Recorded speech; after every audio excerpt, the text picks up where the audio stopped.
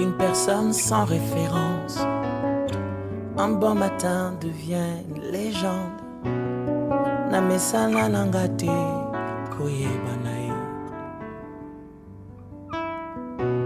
Les courtes prières en public et les résultats sont magnifiques. C'est que les nanga koumenana aussi. Il m'appelait, je le sais, Likabwezo pela katinanga. Namituni pona nini Ezo umela Yakolo bezebele. Bonsoir chez vous, je crois que vous vous portez très bien. C'est toujours un plaisir de nous retrouver dans ces tranches d'ATK, de temps d'édification avec la structure ATK Édification. Je crois que Dieu continuera à vous faire du bien. Merci de continuer à nous suivre. Merci pour vos suggestions que vous avez toujours apportées chaque fois. Que Dieu vous bénisse énormément sur ça. Donc, nous allons profiter de ces numéros pour partager encore un certain nombre de choses comme on a essayé ou comme on essaye de le faire déjà tous ces derniers temps, en vous parlant de stratégie de l'ennemi, en vous parlant des stratégies du diable. Je crois qu'on va rajouter encore quelque chose et Dieu va nous ouvrir les yeux et nous apporter une meilleure compréhension. On peut prier. Père, nous te rendons gloire et grâce. Assiste-nous pendant ces moments, édifie-nous par ta parole, éclaire-nous au nom de Jésus. Amen. Comme j'étais en train d'introduire en disant que depuis un certain temps, nous sommes en train de changer sur le stratégie de l'ennemi, les stratégies du diable. Alors, pour ces tranches ou pour ces numéros, nous allons voir ce que je considère comme étant stratégie numéro 5. Donc, on peut toujours numéroter, donner l'ordre comme on veut, mais par rapport à la manière dont nous sommes en train d'aborder ces choses, la cinquième stratégie que nous étudions, c'est la division. La division comme étant une stratégie que le diable met en place lorsqu'il nous combat, que le diable met en place lorsqu'il nous attaque. Alors, de façon beaucoup plus simple, nous allons nous faire une idée sur ce que c'est la division. Quand vous regardez dans le dictionnaire, vous serez d'accord avec moi que lorsqu'on parle de la division, c'est l'action de séparer, de mettre en discorde, c'est l'action de séparer ou de mettre en discorde ou de désunir, donc faire cesser l'unité qui est en train de régner. De façon simple et synthétique, c'est ça le sens de la division dont nous sommes en train de parler comme étant une stratégie du diable. Et cette division que nous sommes en train d'évoquer ici peut toucher au fait plusieurs aspects. Ça peut toucher plusieurs aspects, c'est-à-dire que la division peut, par exemple, toucher une famille, ça peut toucher une église, tout comme la division peut aussi toucher des amis, ça peut toucher une entreprise, ça peut toucher une ville, ça peut toucher une nation, ça peut toucher une armée. Donc, vous voyez que ça va dans plusieurs angles. Mais déjà, j'aimerais nous dire que Dieu n'est pas pour la division.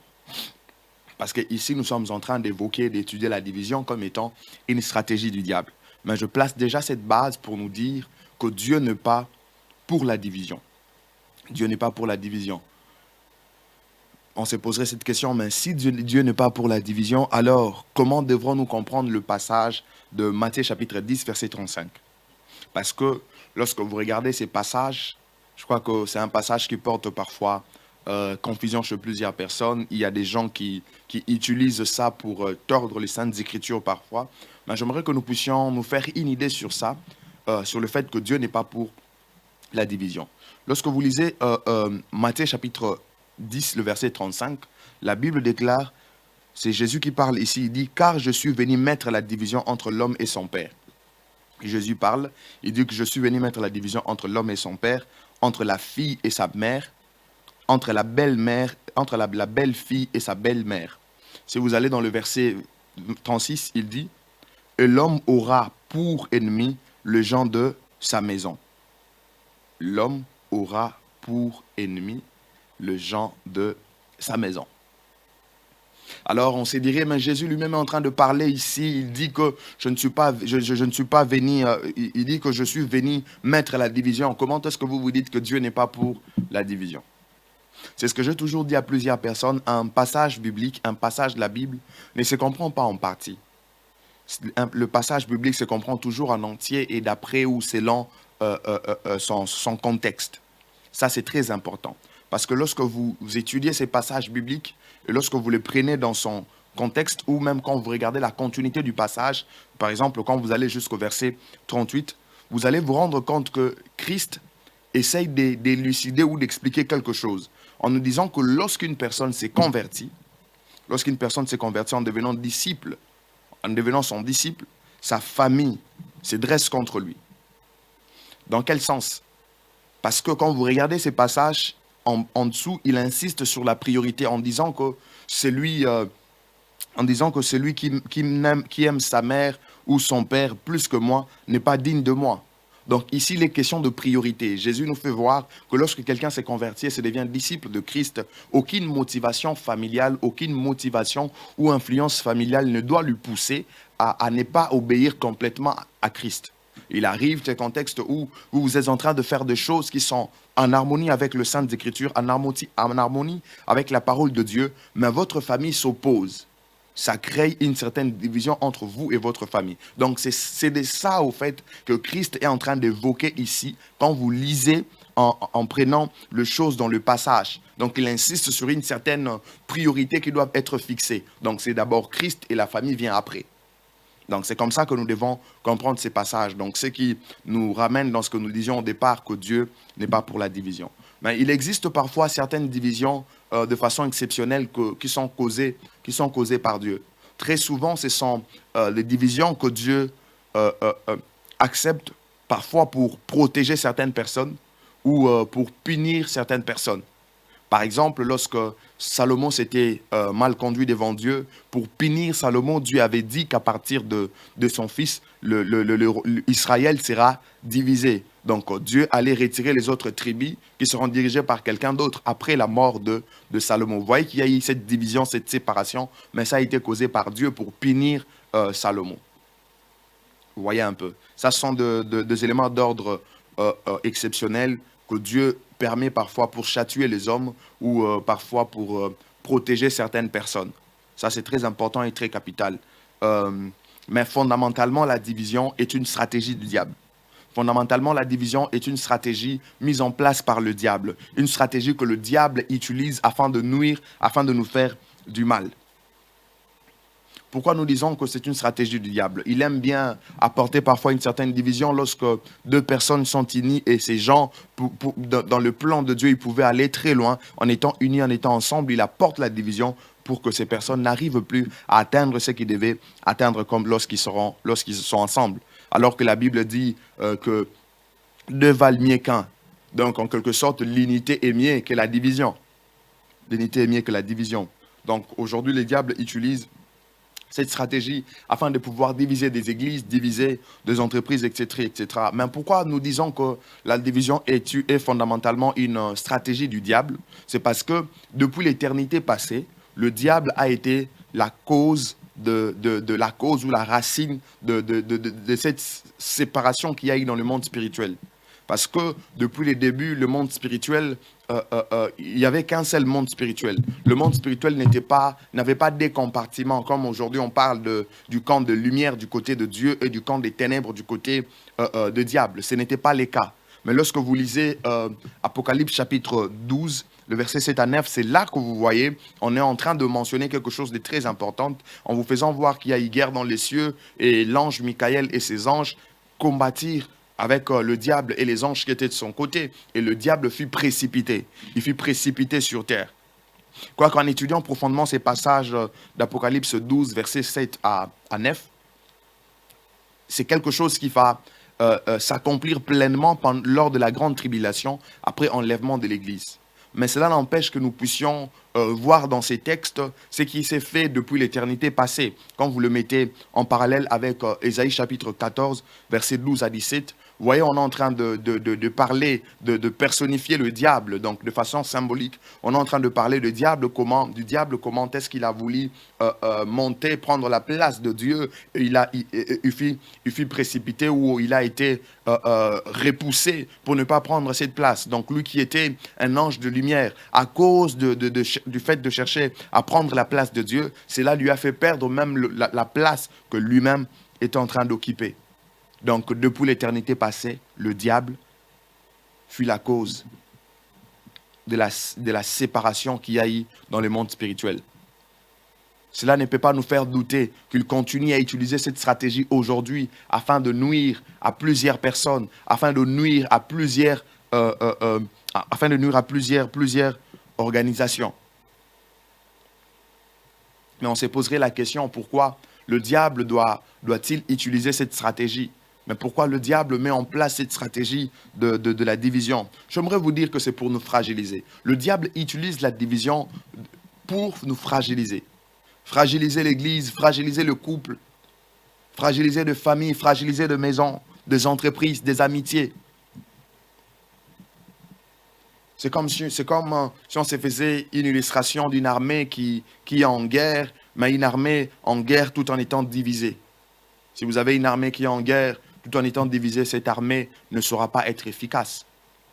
C'est comme aujourd'hui, il y a la Russie qui est en train de se battre avec l'Ukraine.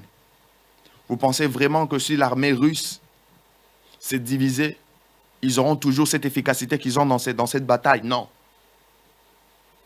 Si c'est divisé, ils n'auront pas cette efficacité. Donc le diable utilise cette stratégie pour nous fragiliser. Christ lui-même dit quelque chose de très important, de très particulier dans Matthieu chapitre 12, le verset 24 à 26. J'aime ça.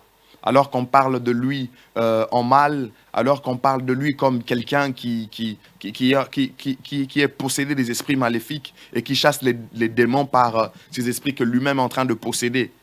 Et en répondant, j'aime beaucoup sa réponse. Écoutez, le pharisien ayant entendu cela et dire, cet homme chasse les démons que par Belzébul, prince de démons. Comme Jésus connaissait le pensée, il leur dit, tout royaume divisé contre lui-même est dévasté. Vous entendez ça? Tout royaume divisé contre lui-même est dévasté. Et toute ville ou maison divisée contre elle-même ne peut subsister. Si Satan chasse Satan, il est divisé contre lui-même. Comment donc son royaume subsistera-t-il? Donc Christ évoque quelque chose de très important ici pour dire, par rapport à cette déduction qu'il fait de ce qu'on lui qualifiait d'être animé de Belzéboul pour chasser le démon. Il fait voir aux autres, mais Satan ne peut pas chasser Satan. Un royaume divisé ne peut subsister. Un royaume divisé ne peut subsister. Toute ville ou toute maison divisée contre elle-même ne peut pas subsister. En d'autres termes, là où il n'y a pas l'unité, il n'y a pas la force. Là où il n'y a pas l'unité, on devient fragile. Là où il n'y a pas l'unité, on n'a plus d'efficacité, on perd l'efficacité. Donc c'est comme ça que le diable travaille afin d'apporter cette division là où nous nous retrouvons et nous rendre beaucoup plus fragiles. N'oubliez pas que l'Église est appelée à fonctionner comme un corps. Nous formons le corps de Christ. Alors si ces corps commencent à être divisés, comment allons-nous être efficaces?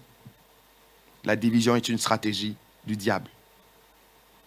C'est la division qui a rendu moins efficace l'empire grec après la mort d'Alexandre le Grand. Parce que lorsque vous regardez dans l'histoire, c'était autour des années 197 avant Jésus-Christ. En parallèle avec le Saintes Écritures dans les livres de Daniel chapitre 8, le verset 21 à 22. Parce que là, ce qu'on est en train d'évoquer dans ces contextes, je n'entrerai pas en profondeur, mais ce qu'on est en train d'évoquer est lié au fait à l'Empire grec, qui s'est divisé en quatre, par quatre généraux qui travaillaient avec l'empereur ou travaillaient avec le roi, l'empereur qui régnait, Alexandre le Grand. Après sa mort, ce royaume fut subdivisé en quatre. Ce qui fait que cette subdivision-là n'a pas permis à l'Empire de pouvoir exister ou avoir gardé son influence, sa notoriété. Non. C'est ainsi qu'ils ont été renversés par le pouvoir de Romains. Autrement, c'est juste pour dire que là où il y a la division, on ne sait pas être efficace. On ne sait pas être fort, on ne sait pas être plus puissant. Et même quand vous regardez les équipes de football, pour qu'ils travaillent, pour qu'ils puissent être beaucoup plus efficaces et remporter plus de victoires, ça demande qu'ils soient unis, ça demande qu'ils soient soudés, qu'ils voient les choses de la même manière, qu'ils aient une certaine cohésion, une certaine façon de voir le jeu, une certaine façon de pouvoir travailler. Donc le diable utilise cette stratégie pour nous fragiliser. Et j'aimerais les dire haut et fort en ces moments que ce qui fragilise, ce qui affaiblit parfois nos églises des réveils, c'est la division. Comment on peut être autant divisé? Comment on peut être autant divisé? C'est ce qui fait qu'on n'a pas, parfois on perd de l'efficacité. Les églises des réveils sont parfois fragilisées à cause de la division. Moindre chose, un tel va de son côté. Moindre chose, un tel va de son côté. C'est parce que tout le monde voit le finance, tout le monde voit les lycres. Est-ce que l'œuvre de Dieu doit-elle être prise ou considérée comme étant une boutique? Non. Non, non, non, non, non. Plusieurs voient les intérêts seulement de leur côté. Parfois, ils oublient même de voir l'intérêt de l'organisation, de l'entité Église elle-même. Oh, homme de Dieu, nous devons savoir que la division est une stratégie du diable pour nous rendre fragiles. Alors, pour finir, comment devrons-nous faire face à cette stratégie de la division? Alors que nous avions pris conscience, alors que nous avions compris que le diable travaille de manière à nous apporter la division, de manière à nous fragiliser par la division. Comment devrons-nous faire face à cette stratégie? Première des choses que je vous recommande, priez toujours pour l'unité. Enfants de Dieu, vous tous qui êtes en train de nous suivre, priez toujours pour l'unité. C'est très important. Deuxièmement, ne cédez pas aux tentatives de division. Ne cédez jamais. Ne cède pas aux tentatives de division. Vous serez toujours tenté à ce genre de choses, mais ne cédez pas, je vous en supplie. Troisièmement, voici ce qu'il faut. Prenez toujours l'unité autant que c'est possible. Prenez toujours l'unité autant que c'est possible. Prenez toujours l'unité. Partout où vous vous retrouvez, prenez toujours l'unité autant que c'est possible. Quatrième de choses que je nous recommande par rapport à notre façon, notre manière de faire face à cette stratégie que le diable utilise, c'est qu'il faudrait savoir se séparer à l'amiable. C'est très important. Il faudrait savoir se séparer toujours à l'amiable, car vous ne savez pas ce que le futur vous réserve. Peut-être vous aurez besoin de l'un pour l'autre. Regardez, Abraham et Lot, ils s'étaient séparés dans les calmes, dans une bonne entente. Et dans la suite, Abraham était allé assister Lot qui était emprisonné avec ses biens. Et il l'a aidé. Alors si c'était divisé, et il n'y avait pas une bonne séparation entre eux, quel allait être le sort de Lot? Vous pouvez toujours avoir besoin de celui qui est avec vous là. Apprenez toujours à vous séparer à l'amiable. Dernière chose, dans une organisation ou dans un groupe, ne regardez pas toujours vos propres intérêts. Ne regardez pas toujours vos intérêts, mais essayez de voir les intérêts des autres aussi. Essayez de voir les intérêts du groupe, les intérêts de l'ensemble, les intérêts de tout le monde. Ne tirez pas toujours les draps de votre côté. Je vous en supplie. Ne laissons pas le diable nous diviser. Ne laissons pas le diable nous fragiliser. Si vous étiez affecté par cette division dans n'importe quel domaine, je prie pour que Dieu vous restaure. Vous qui nous suivez, la division est entrée dans la famille, la division est entrée à la maison. Que Dieu restaure l'unité au nom de Jésus. Soyez bénis et ne laissez pas le diable vous séparer encore une fois. Merci.